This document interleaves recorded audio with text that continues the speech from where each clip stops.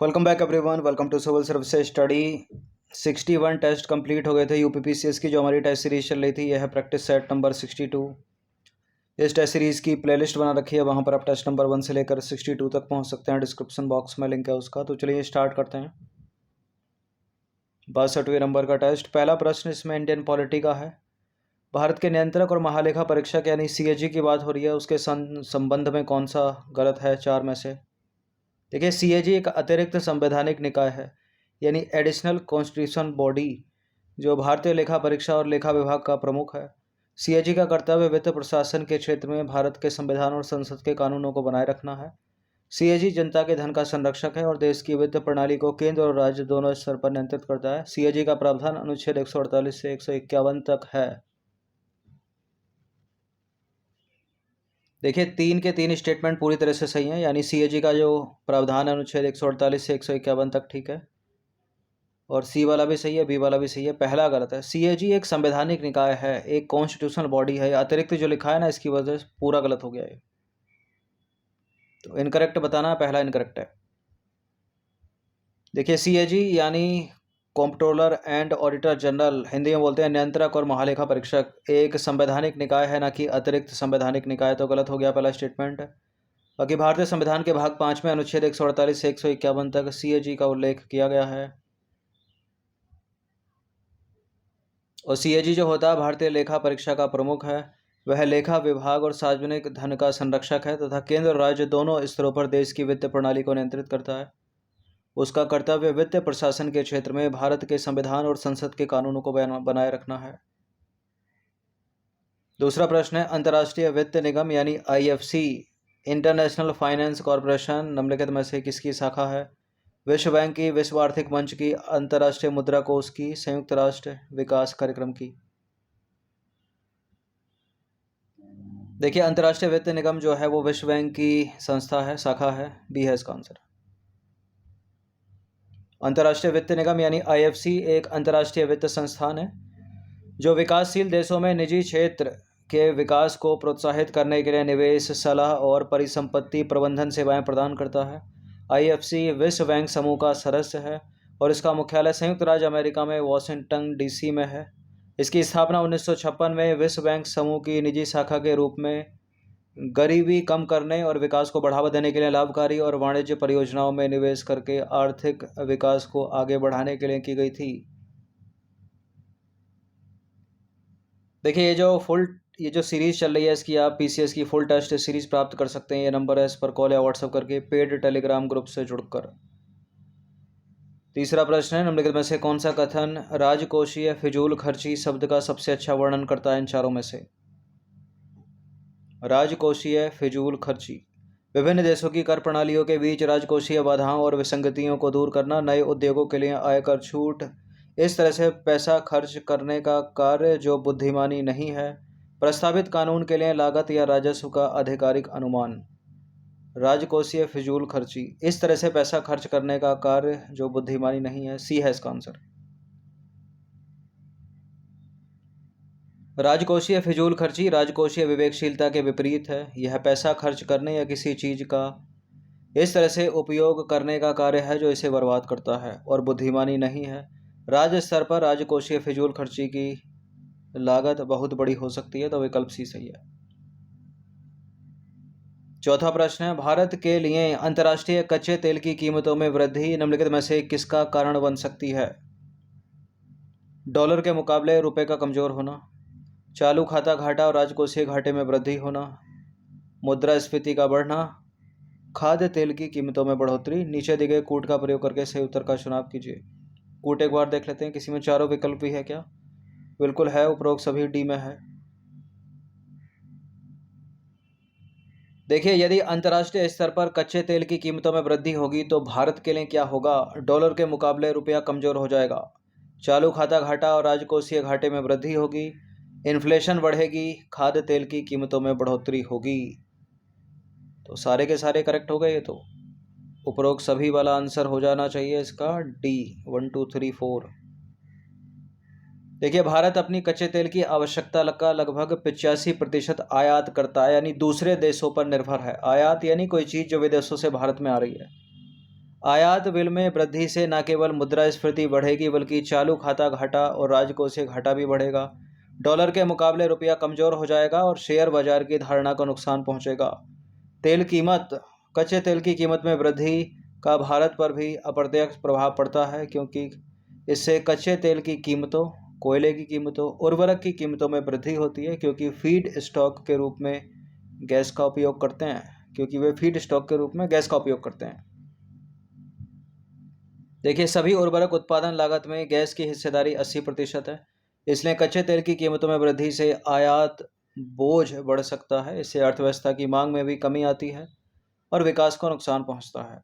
यदि सरकार सब्सिडी के माध्यम से बोझ उठाने का विकल्प चुनती है तो इससे राजकोषीय घाटा भी बढ़ेगा। तो सारे के सारे सही हो गए, डी है इसका आंसर। 5वां प्रश्न है, स्वास्थ्य संबंधी चिंताओं के लिए अक्सर समाचारों में रहने वाला एथिलीन ग्लाइकॉल निम्नलिखित में से किसमें उपयोग होता है? एथिलीन ग्लाइकॉल हाइड्रोलिक ब्रेक तरल पदार्थ के रूप में, स्टाम्प पैड स्याही के रूप में, बॉल पॉइंट पेन में, सौंदर्य प्रसाधन में, किस किस में यूज होता है?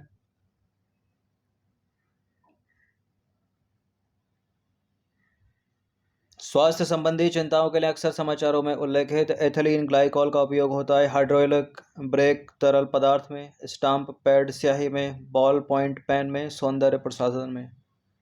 इस तरह के प्रश्न यदि एग्जाम में आते हैं तो सभी सही हो जाते हैं अक्सर, और प्लास्टिक में भी। इसके अलावा पेंट आ जाए ना, पेंट, उसमें भी। तो 1 2 3 4 5 डी है इसका आंसर। देखिए, एथिलीन ग्लाइकॉल एक रंगहीन और गंधहीन एल्कोहलिक यौगिक है जिसका सेवन करना घातक हो सकता है। यह ज़्यादातर ऑटोमेटिव एंटीफ्रीज के रूप में और पॉलीएस्टर फाइबर के निर्माण के लिए कच्चे माल के रूप में उपयोग किया जाता है। यह कई उत्पादों में भी पाया जाता है, जैसे कि हाइड्रोलिक ब्रेक तरल पदार्थ, स्टाम्प पैड स्याही, बॉल पॉइंट पेन, सॉल्वेंट्स के रूप में, पेंट में, सौंदर्य प्रसाधन और प्लास्टिक में भी। तो डी करेक्ट है। सरकार की प्रधानमंत्री भारतीय जन औषधि परियोजना का उद्देश्य निम्नलिखित में से कौन सा है? PMBJP प्रधानमंत्री भारतीय जन औषधि परियोजना जेनेरिक मेडिसिन से रिलेटेड होना चाहिए ये। तो जेनेरिक दवाएं बहुत कम कीमत पर उपलब्ध कराना, सी है इसका आंसर। प्रधानमंत्री भारतीय जन औषधि परियोजना केंद्रीय फार्मा सार्वजनिक क्षेत्र के उपक्रमों के सहयोग से फार्मास्यूटिकल्स विभाग द्वारा शुरू किया गया एक अभियान है। यह बहुत कम कीमत पर जेनेरिक दवाएं उपलब्ध कराता है। तो सी करेक्ट है। क्वेश्चन नंबर 7 पर आ जाइए। हाल ही में बजट 2023-24 में घोषित प्रधानमंत्री प्रणाम योजना, PM प्रणाम योजना निम्नलिखित में से किससे संबंधित है?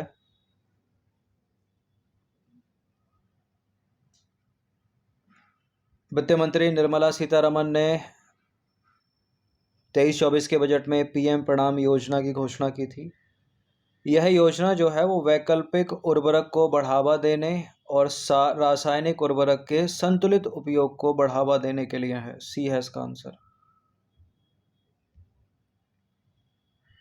देखिए, बजट में 23-24 के बजट में वित्त मंत्री ने PM प्रणाम योजना की घोषणा की। वैकल्पिक उर्वरकों और रासायनिक उर्वरकों के संतुलित उपयोग को बढ़ावा देने के लिए राज्यों और केंद्र शासित प्रदेशों को प्रोत्साहित करने के लिए पृथ्वी की बहाली, जागरूकता, पोषण और सुधार के लिए PM कार्यक्रम शुरू किया जाएगा। सी करेक्ट है।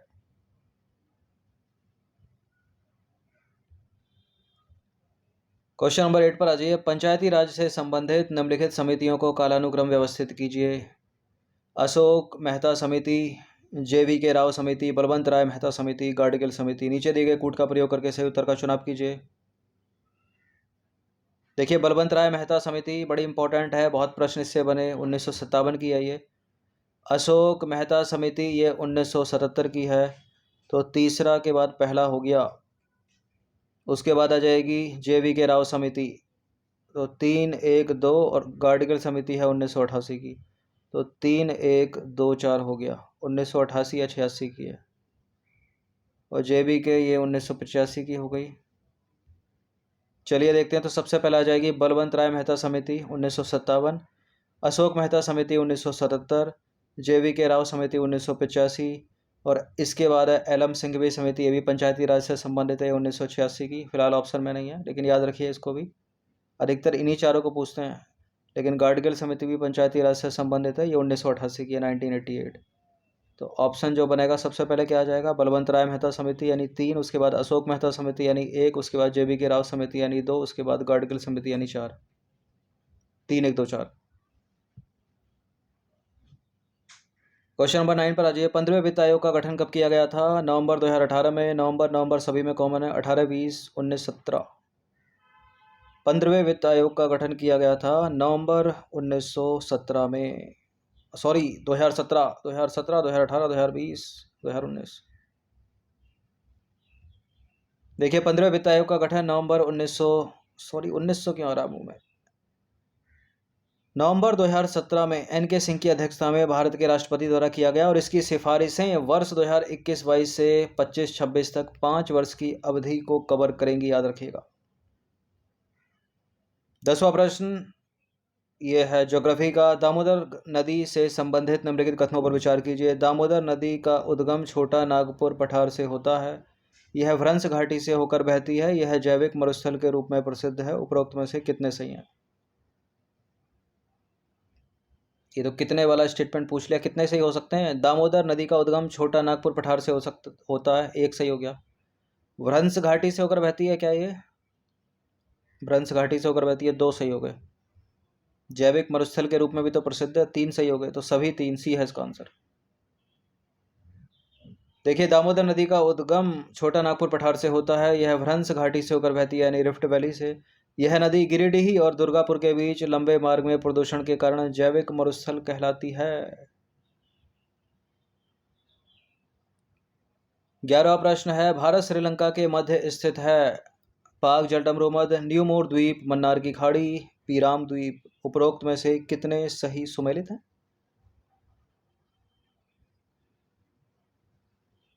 इसको हटा देते हैं, कूट है ये, तो कूट लिख दो केवल। देखिए भारत और श्रीलंका के बीच है पाक जलडमरूमध, तो ए हो गया इसका आंसर, केवल 1। लेकिन मन्नार की खाड़ी भी तो है, 1 और 3, तो 1 और 3 बी है इसका आंसर। देखिए भारत श्रीलंका से मन्नार की खाड़ी और पाक जलडमरूमध से अलग होता है, तो 1 और 3 सही हो गया। बाकी ऑप्शन में था न्यूमोर द्वीप। न्यूमोर द्वीप पश्चिम बंगाल के पास बंगाल की खाड़ी में स्थित है, जबकि पीराम द्वीप कहाँ पर है? खंबात की खाड़ी में। 12वां प्रश्न है 2 स्टेटमेंट वाला। पहला स्टेटमेंट है प्राकृतिक तटबंध भू आकृति बाढ़ मैदान से संबंधित है, और बाढ़ और डेल्टाई मैदानों में नदियों द्वारा विकसित वक्र या लूप विसर्प कहलाता है। कौन सा सही है? देखिए बिल्कुल ये करेक्ट है, दोनों के दोनों सी है इसका आंसर। बाढ़ के मैदानों से जुड़े कुछ महत्वपूर्ण भू आकृतियाँ प्राकृतिक तटबंध और फिसलन अवरोधक हैं। प्राकृतिक तटबंध बड़ी नदियों के किनारे पर पाए जाते हैं। बाढ़ के समय जब पानी किनारों पर फैल जाता है तो पानी की गति कम होने के कारण बड़े आकार का मलबा नदी के किनारों पर लंबी लंबी मेड़ों के रूप में जमा हो जाता है। प्राकृतिक तटबंध नदी के किनारे ऊंचे होते हैं और नदी से दूर एक कोमल ढलान होता है। जब नदी का पानी घटता है या नदी क्षैतिज स्थिति में अपना मार्ग बदलती है तो यह प्राकृतिक तटबंधों की एक श्रृंखला बनाती है। यह कौन नदी की बात हो रही है? देखिए विस्तृत बाढ़ के मैदानों और डेल्टा के मैदानों में नदियां मुश्किल से सीधे मार्गों में बहती हैं। बाढ़ के मैदानों या डेल्टा के मैदानों पर लूप जैसे चैनल पैटर्न विकसित होते हैं, जिन्हें एस्केर्पमेंट कहा जाता है। विसर्प एक स्थलाकृति नहीं बल्कि एक प्रकार का चैनल पैटर्न है। क्वेश्चन नंबर 13 पर आ जाइए। हिंद महासागर में कौन से 2 द्वीप देश भारत के पड़ोसी हैं? मॉरिशस, सेशेल्स, श्रीलंका और मालदीव, इंडोनेशिया और फिलीपींस, फिजी और Papua New Guinea. Indian ocean में भारत का पड़ोसी एक तो श्रीलंका होगा, दूसरा मालदीव होगा। इंडोनेशिया और फिलीपींस तो काफ़ी दूर हैं, फिजी और पापुआ न्यू गिनी भी काफ़ी दूर है, मॉरिशस, सेशेल्स भी दूर हैं, तो भी है इसका आंसर। देखिए मॉरिशस और सेशेल्स की बात करें तो हिंद महासागर में स्थित है, ठीक है, लेकिन वे भारत के पड़ोसी नहीं है। वे पश्चिमी हिंद महासागर में स्थित हैं, जबकि भारत है उत्तरी हिंद महासागर में। इंडोनेशिया और फिलीपींस की बात करें तो भारत के दक्षिण पूर्व में स्थित देश हैं और वे दक्षिण पूर्व एशियाई क्षेत्र का हिस्सा हैं। उन्हें हिंद महासागर में भारत का प्रत्यक्ष पड़ोसी नहीं माना जाता।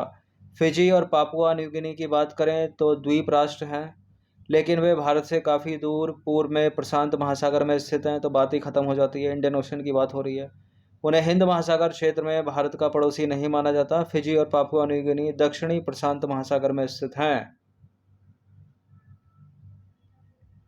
अब आ जाइए श्रीलंका पर। श्रीलंका भारत के दक्षिण पूर्व में स्थित है। पाक जलडमरू मध्य एक संकीर्ण जलराशि भारतीय राज्य तमिलनाडु को उत्तरी श्रीलंका से अलग करती है। मन्नार की खाड़ी भी दक्षिण भारत और उत्तरी श्रीलंका के बीच स्थित है। मालदीव की बात करें तो मालदीव मध्य हिंद महासागर में भारत के दक्षिण पश्चिम में स्थित एक द्वीप समूह है। यह प्रवाल द्वीपों व प्रवाल द्वीपों की श्रृंखला से बना है। भारत के दक्षिणी पश्चिमी तट से निकटता के कारण मालदीव हिंद महासागर में एक और महत्वपूर्ण पड़ोसी है। एक और मतलब एक तो श्रीलंका हो गया, एक मालदीव हो गया। इंडियन ओशियन में दो भारत के पड़ोसी। नंबर 14 पर आ जाइए। निम्नलिखित युग्मों पर विचार कीजिए। यह है कृषि और यह है अर्थ, यानी मधुमक्खी पालन, अंगूर उत्पादन, रेशम कीटों का उत्पादन, पौधों के उत्पादन की कला। कौन सा सही सम्मिलित है इनमें से? देखिए सेरीकल्चर के सामने मधुमक्खी पालन लिखा, जबकि सेरीकल्चर तो होता है रेशम कीट का उत्पादन। विटीकल्चर के सामने अंगूर उत्पादन लिखा, ये ठीक है। एपीकल्चर होता है मधुमक्खी पालन, तो ये गलत हो गया। हॉर्टिकल्चर होता है पौधों के उत्पादन की कला, ये ठीक हो गया। तो कितने सुमेलित पूछ रहा है ये? तो 2 सुमेलित हो रहा है यहाँ पर, ठीक है। तो इसका आंसर क्या हो जाएगा? केवल 2। तो बी है इसका आंसर। देखिए सेरीकल्चर या सिल्क कृषि रेशम के कीड़ों के उत्पादन से संबंधित है, इससे सिल्क उत्पादन होता है। विटीकल्चर की बात करें तो अंगूर की वेल के लिए लैटिन शब्द है विटीकल्चर। अंगूरों का उत्पादन का विज्ञान एवं अध्ययन है इसमें।